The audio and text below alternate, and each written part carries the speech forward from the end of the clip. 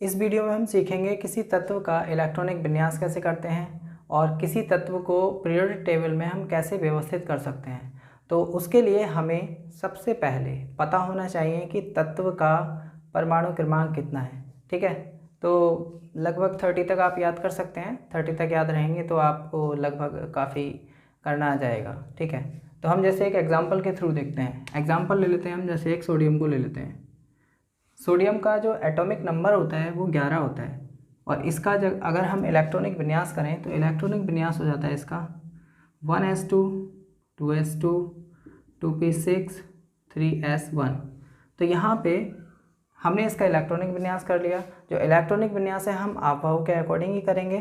ठीक है, तो इसमें हम सबसे पहले क्या करेंगे, अगर हमें इसे पीरियोडिक टेबल में बताना है कि ये कहाँ पे व्यवस्थित है या कहाँ पे रखा हुआ है, तो उसके लिए हम लास्ट वाला जो लास्ट इलेक्ट्रॉन जिस ऑर्बिटल में गया है उसी ऑर्बिटल को हम उठा लेते हैं। तो हम इस वाले को यहाँ लिख लेंगे 3s1।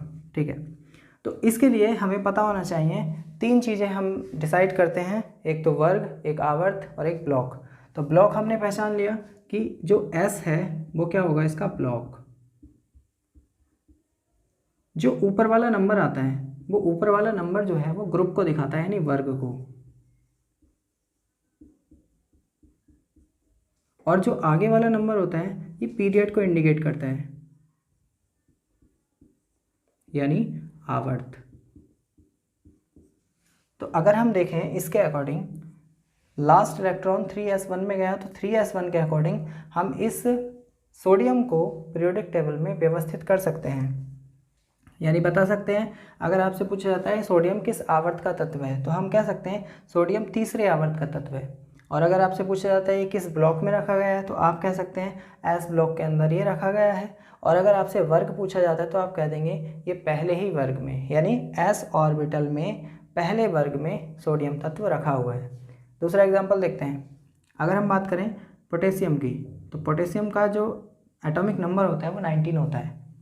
तो इसका अगर हम इलेक्ट्रॉनिक विन्यास करें तो 1s2 2s2 2p6 3s2 3p6 और 4s1। तो अगर हम देखें तो इसमें भी हमें क्या करना है, जैसे यहाँ पे लास्ट ऑर्बिटल को हमने उठाया था ठीक वैसे ही हम यहाँ पे भी इसे लास्ट वाले को उठा लेंगे। ओके, तो यहाँ लिख देंगे हम 4s1। तो 4s1 हमने बताया था जो आगे वाला नंबर लिखा होता है वो आवर्त को दिखाता है, तो इसका पीरियड क्या हो जाएगा,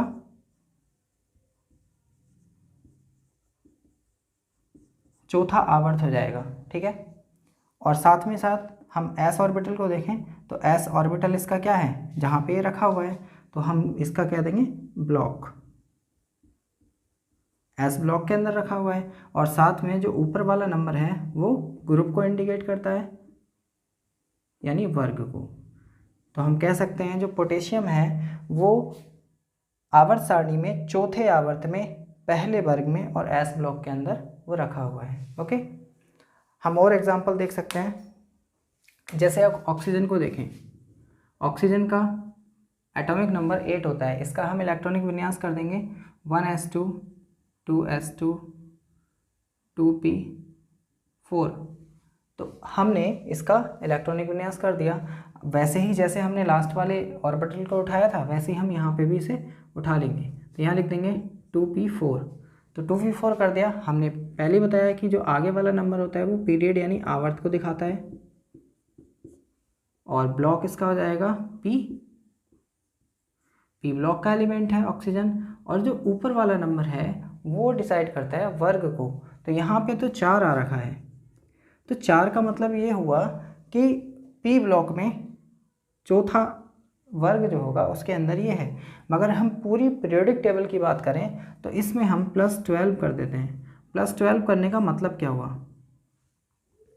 ये आ जाता है हमारा 16। +12 हमने क्यों किया, अब देखिए पीरियोडिक टेबल में अगर हम देखें पीरियोडिक टेबल को तो उसमें जो स्टार्टिंग के 2 कॉलम आ जाते हैं, उसके बाद हम डी ब्लॉक को देखते हैं और उसके बाद कहीं पे हमारा पी ब्लॉक स्टार्ट होता है। ठीक है, तो यहाँ पे 1 2 2 एस ब्लॉक के हो गए और साथ में 10 10 ग्रुप जो होंगे वो डी ऑर्बिटल के होंगे। तो इसलिए हम इसमें क्या कर देते हैं, ये और ये दोनों को ऐड कर देंगे, यानी 10 ये और 2 ये, तो कितना हो गया 12।